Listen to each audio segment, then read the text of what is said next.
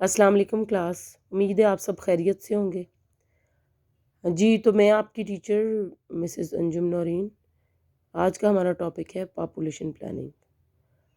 اب ہم دیکھتے ہیں کہ آخر اتنے سارے پرابلمس ہیں اور پاکستان ایک ڈیولپنگ کنٹریز کی لسٹ میں ہے اور تیسری دنیا کے ممالک میں شامل ہے، تو اب ہمیں اپنے وسائل کو دیکھتے ہوئے اپنی پاپولیشن کو کس طرح سے یا کن کن گراؤنڈز پہ چیک کرنا ہے۔ اب شرح پیدائش کو ایک منصوبے کے تحت، اب پاپولیشن پلاننگ کیا ہے کہ کسی بھی ملک کی جو شرح پیدائش ہے یا گروتھ ریٹ ہے، پاپولیشن گروتھ ریٹ جو ہے یا برتھ ریٹ جو ہے، اس کو ایک منصوبے کے تحت کنٹرول کرنا پاپولیشن پلاننگ کہلاتا ہے، جس کا نیا نام بہبود آبادی بھی ہے۔ یہ ایک معاشرتی تعلیم ہے جس کے ذریعے افراد کا معیار زندگی بلند کیا جاتا ہے۔ خاندان کے افراد کو منظم طریقے سے محدود رکھنا خاندانی منصوبہ بندی کہلاتا ہے۔ یعنی خاندانی منصوبہ بندی سے مراد یہ ہے کہ ایک فیملی کے جتنے وسائل ہیں اس کے مطابق ہی اس خاندان کی پاپولیشن ہونی چاہیے۔ اچھا، اب ہم دیکھتے ہیں کہ خاندانی منصوبہ بندی پروگرام جو اب تک چلتے آئے ہیں یا پاکستان میں اب تک لانچ ہوئے ہیں، اس کے مقاصد کیا رہے یا کیا مقاصد تھے، یہ میں آپ کو بتاتی چلوں کہ جب 1947 میں پاکستان بنا تو اس وقت پاکستان کی آبادی 2 سے 2.5 کروڑ کے قریب تھی۔ اچھا، پھر جب 1960s کی بات ہے، 1960 یا 62 کی، اس وقت آبادی سے ریلیٹڈ جو مسائل تھے، پرابلمز کو، آبادی سے ریلیٹڈ پرابلمز کو، اور جو موجودہ آبادی تھی ان کی آبادکاری کے حوالے سے گورنمنٹ آف پاکستان نے ایک پاپولیشن کے حوالے سے ایک پلان پیش کیا جس کا نام تھا ولیج ایڈ پروگرام، جس میں جو ہماری پاپولیشن تھی دیہی یا شہری، جن کے پاس گھر نہیں تھے، ان کو گھروں کے لیے یا ان کی آبادکاری کے لیے گورنمنٹ نے جو بھی اقدامات کرنے تھے تو ان کو سروسز پرووائڈ کی گئیں۔ اچھا، بات یہ تھی کہ آپ کو یہ بتانے کا مقصد یہ تھا کہ یہ پاپولیشن پلاننگ جو ہے یہ پاکستان میں اس وقت سے ہو رہی ہے جس وقت پاکستان کی آبادی 2.5 کروڑ سے 4 کروڑ کے قریب تھی۔ یعنی کہ اس وقت ایک نیا پاکستان بنا تھا، اس وقت پاکستان کے وسائل بہت کم تھے، اس وقت پاکستان کا جو خزانہ تھا اس میں اتنا سرمایہ نہیں تھا، پاکستان کے پاس اتنی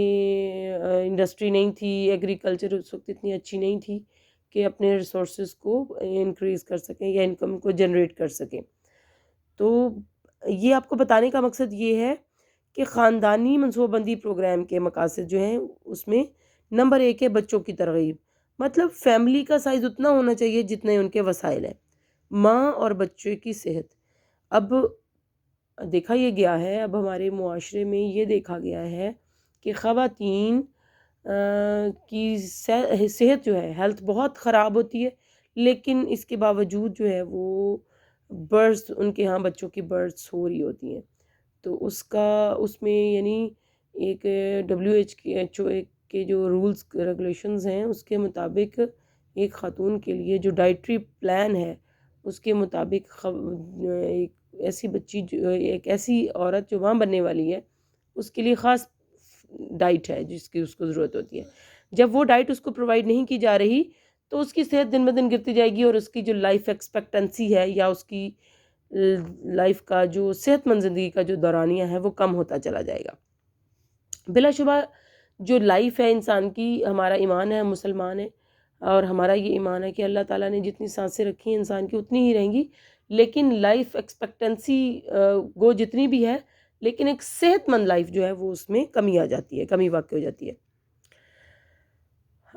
اب خاندانی منصوبہ بندی پروگرام جو ہیں ان کا مقصد ماں اور بچے دونوں کی صحت کے بارے میں لاہے عمل و مرتب کرنا ہے۔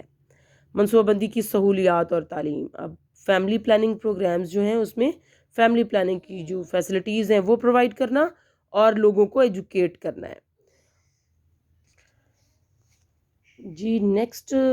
خاندانی منصوبہ بندی یا فیملی پلاننگ کا جو مقصد ہے وہ باندھ جوڑوں کا علاج۔ اب مینس ٹو سے کہ ایسے لوگ جن میں انفرٹیلیٹی ہے یا جن کے ہاں اولاد نہیں ہے، ان کا ٹریٹمنٹ بھی ان کے منشور میں شامل ہے۔ اچھا، اب اس وقت پاکستان میں جو ہمارا فیملی پلاننگ پروگرام ہے، اس کے تحت بہت ساری لیڈی ڈاکٹرز، نرسز اور لیڈی ہیلتھ وزٹرز جو ہیں وہ لوگوں کو ایجوکیٹ کر رہی ہیں اور ان کو فیسیلیٹیٹ کر رہی ہیں۔ اب دیکھنا یہ ہے کہ اس کے باوجود ایک ڈیموگرافک جو کیلکولیشنز ہیں اس کے مطابق پاکستان کی آبادی بہت فاسٹلی گرو کر رہی ہے، بہت تیزی سے بڑھ رہی ہے۔ آخر گورنمنٹ اتنا پیسہ خرچ کر رہی ہے، اتنا بڑا سیٹ اپ لانچ کیا ہے، تو یہ پروگرام ناکام کیوں ہو رہا ہے؟ یا اس کے ریزلٹس اس طرح سے پاپولیشن کنٹرول نہیں ہو رہی، تو اس طرح سے جس طرح سے ہمارے وسائل ہیں اس کے اکارڈنگ بلکہ بہت فاسٹلی گرو کر رہی ہے، تو اس کے ریزلٹس کیوں نہیں آ رہے؟ اس کی وجوہات میں نمبر 1 ثقافتی قدامت پسندی۔ اب ہمارے معاشرے میں لوگوں کا اپنی جو پرانی روایات ہیں یا جو ان کا اپنا پرانا رہن سہن ہے یا جس انداز سے وہ زندگی پہلے گزار رہے ہیں اس کے مطابق زندگی گزارنا، اپنی ثقافت کے مطابق جو ہے اس کو زیادہ اتھینٹک سمجھتے ہیں، اور یہ لوگ خود مخالفت، سب سے پہلے خود ہی مخالفت کرتے ہیں اس پروگرام کی، دوسری مخالفت پروگرام کے خلاف رائے قائم کرتے ہیں، اور تیسری بڑی مخالفت دوسروں کو اس پر عمل کرنے سے روکتے ہیں۔ مطلب ایک طرف خود عمل نہیں کرنا، ایک دوسری طرف جو ہے وہ دوسروں کو بھی منع کرنا ہے، اور تیسری طرف جو ہے وہ معاشرے میں غلط انفارمیشن پھیلانی ہے۔ مذہبی اعتقادات کے منافی۔ اب مذہبی لحاظ سے پاکستانی معاشرہ میں جو زیادہ اسلامک پرسپیکٹو پہ مبنی ہیں لوگ، ان کا خیال ہے کہ جو فیملی پلاننگ ہے یا آپ کی جو بچوں کی تعداد ہے وہ کم ہونا ایک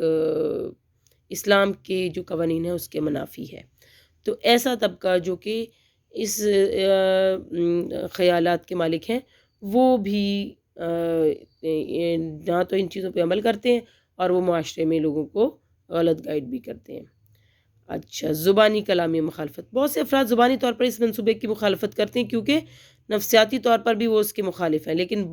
جب ضرورت پڑتی ہے تو اس پر عمل کرتے ہیں، اور اس طرح بعض حالات میں اس پر عمل زیادہ پایا جاتا ہے، لیکن اس کے حق میں رائے ہلکی ہے۔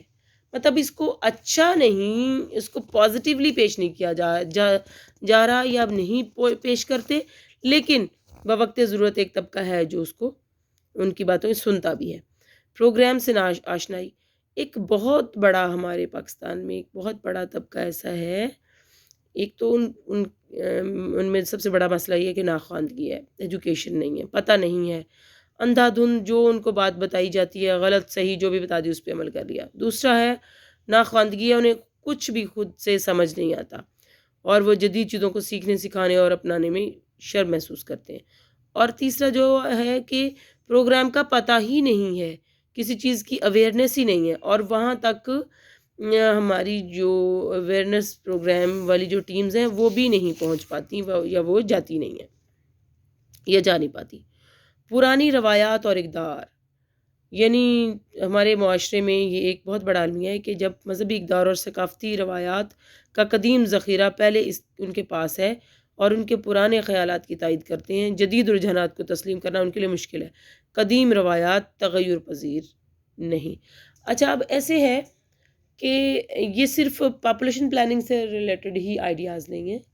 ایون جو چیزیں ہماری ٹریڈیشنل ہیں یا ہمارے روایات میں چلتی آ رہی ہیں، جو آباء و اجداد سے جو لائف سٹائل چلتا آ رہا ہے، اس کو بدلنے کے لیے لوگ تیار نہیں ہیں۔ حالانکہ اس چیز کو سمجھنے کی ضرورت ہے کہ ہمارے بزرگ آج سے اگر ہم 50 سال پیچھے جائیں، ہمارے بزرگ یا ہماری پچھلی جو لاسٹ جنریشن تھی،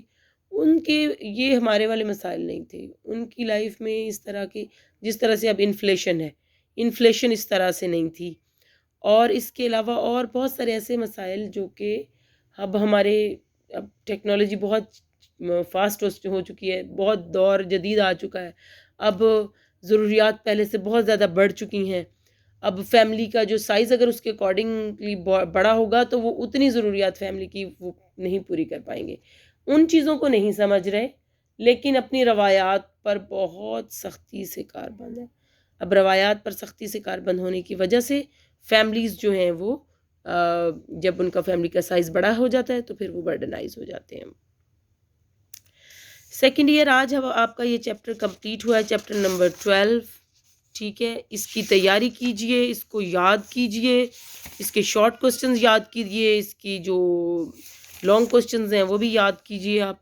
اس کے بعد ہمارا جو نیکسٹ چیپٹر ہے چیپٹر نمبر 13 الٹریسی. ہم الٹریسی کو دیکھیں گے اور یہ ایک ہمارا معاشرتی مسئلہ ہے، اس پر ہم آپ سے گفتگو کریں گے. اوکے، اللہ حافظ.